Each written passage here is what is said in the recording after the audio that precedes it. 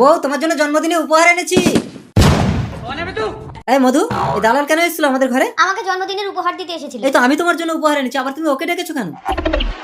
ভিখারি, তুমি আমাকে জন্মদিনে সিঁদুর কৌটো উপহার দিচ্ছ? এই দেখো, দালাল আমাকে আইফোন দিয়েছে। স্বামীর যতটুকু থাকে সেটাতেই সন্তুষ্ট হতে হয় মধু। তোমার কোনো কিছুতে আমি সন্তুষ্ট না। তুমি কোনোদিন আমার চাহিদা মেটাতে পারবে না। আমি চললাম। মধু, আজ তুমি যে উপহার এখানে ছুঁড়ে ফেলে দিয়ে চলে যাচ্ছ, একদিন তোমাকে এই উপহার নিতে এখানে ছুটে আসতে হবে, আর সেদিন তুমি এই উপহারটা ব্যবহার করতে পারবে না।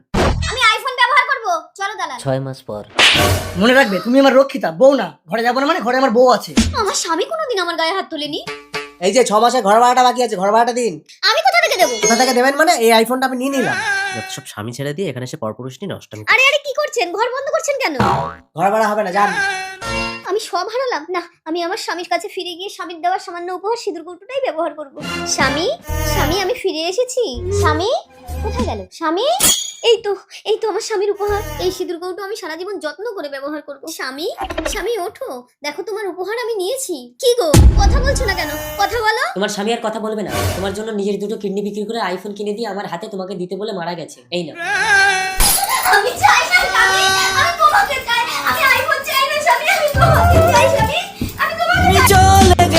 আপনার কাছের মানুষটিকে সবসময় মর্যাদা দিন।